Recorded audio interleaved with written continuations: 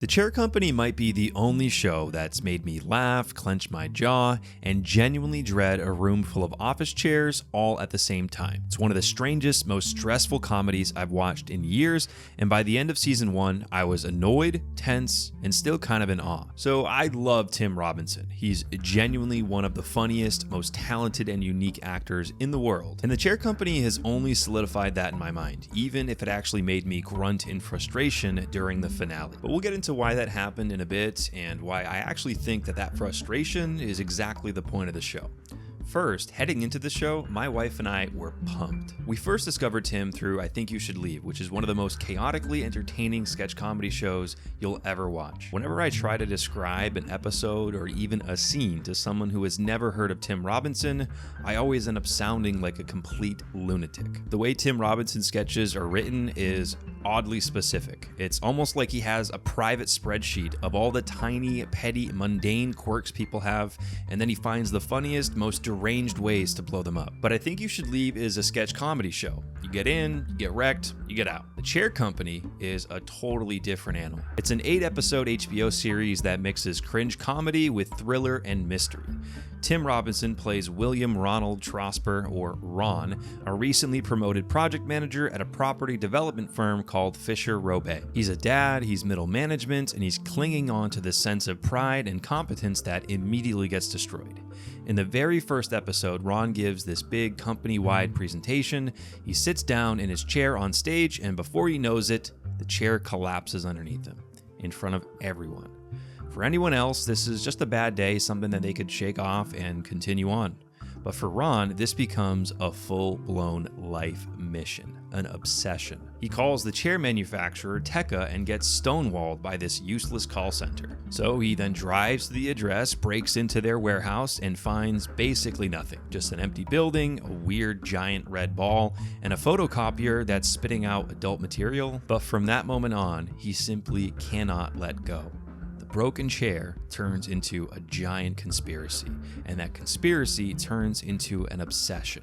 The obsession starts to eat his job, his family life, and his sanity. So the question the Chair Company is really asking is, what happens when a very prideful, very embarrassed man decides he's going to fix a problem that might be way bigger than him, or might not even be real at all? And the way it answers that is painful to watch, in a way that I think is weirdly honest. I want to start by talking about what makes the show captivating and why I really enjoyed it. And first, I gotta mention the blend of office cringe and genuine thriller.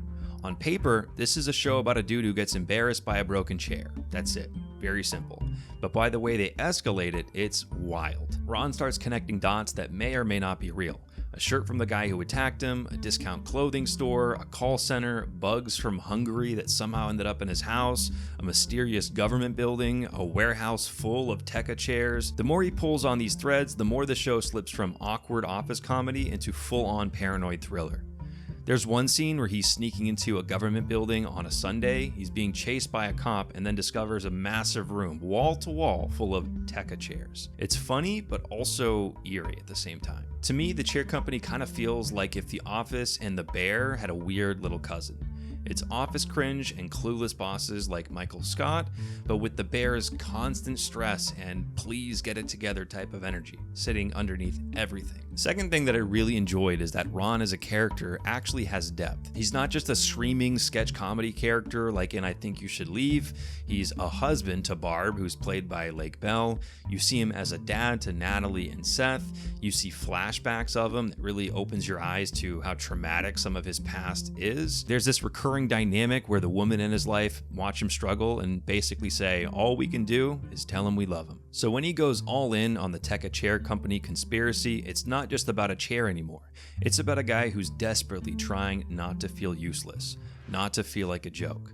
There's a party in episode 7 where everything kind of cracks open. Ron discovers that one particular investor named Alice has been embezzling money through Tekka to fund his wife Barb's company. So he confronts Alice, gets attacked, and then finds out that Barb already knows about the entire investigation and is actually proud of him. He ends up dancing with her, seeing his reflection, and he's fighting back tears. It's weird and uncomfortable, but it's also somehow one of the most human moments Tim Robinson has ever played. Another aspect that was really enjoyable was Mike Santini as a side character. Mike Santini is played by Joseph Tedisco, if I pronounce his name correctly, and he starts as a sketchy security guard who literally attacks Ron in a parking lot. Ron tracks him down at a restaurant, they fight, and Mike basically says, "Hey, you should hire me to help you find the person who hired me to attack you." One of the most Tim Robinson premises ever. But over the course of the season, Mike becomes this strange mix of unhinged and heartbreakingly sincere. At first, he just seems like this sad guy who's trying to connect with someone he calls his daughter, Lynette. He keeps bringing her up, hinting that something went wrong, and the way that he frames it, you kind of want to read him as this messed up but loyal friend who just wants his family back. But by the finale, when Ron actually talks to Lynette, that story flips entirely. It turns out that Lynette's biological father died and donated his heart to Mike. And Mike basically built up this fake "I'm your father now" type of relationship in his head. He wouldn't respect her boundaries, and it got so bad that she had to get a restraining order against Mike. So all that "I'm doing this for my family" stuff suddenly feels way darker. He's not just a hurt guy who misses his kid, he's someone who latches onto people and simply will not let go, no matter how many times they tell him to stop.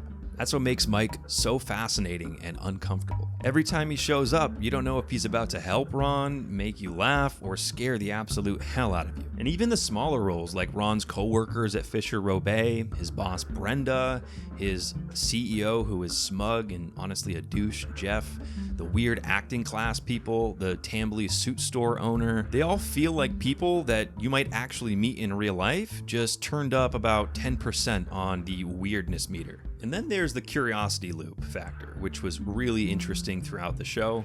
Story-wise, the show is really good at dangling questions in front of your face. Who really owns Tekka? Why is the board of directors fake? What's with the giant red ball that Ron found in the warehouse? Who hired Mike in the first place? Why is there a guy wearing a Jason mask just sitting in a chair menacingly in Ron's yard? Why is Tekka connected to weird bugs from Hungary and a Delaware city government building? Every episode, I swear, closes one loop and opens at least 5 more. And that's why even when I was annoyed, I kept going.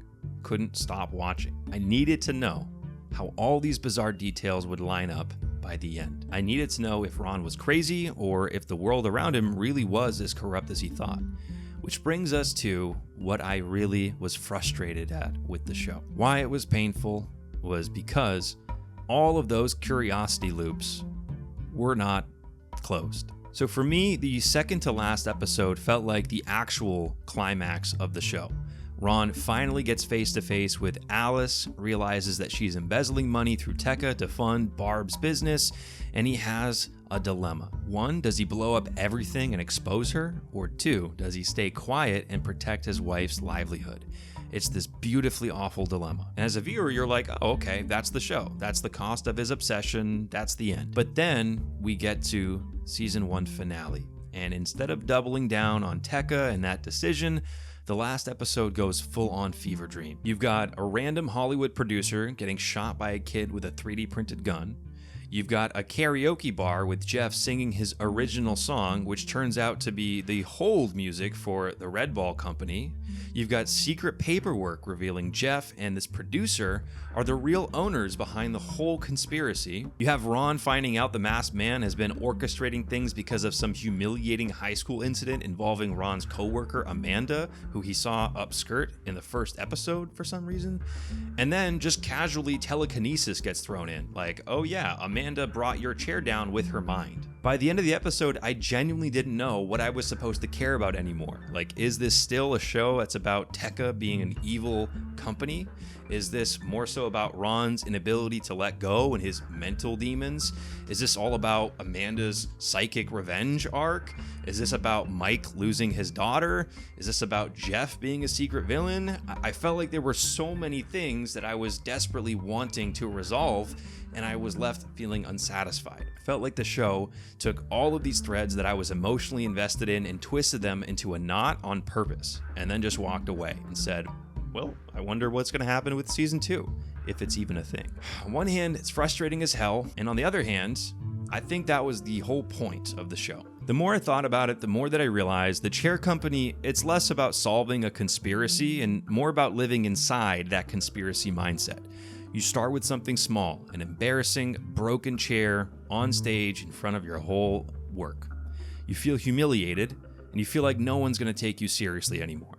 But then you notice a few weird details in the world that don't add up, and once you start pulling on those threads, reality really stops feeling solid. Is Tekka actually smuggling drugs with office chairs? Is the government involved? Are your bosses in on it? Is your family safe? Or are you just a guy who had a really bad day and can't accept that sometimes the world is random and unfair? And if you've seen The Chair Company, I'm really curious where you landed. Did you enjoy the show? Did the finale work for you? Or did it feel like a fever dream with no real payoff?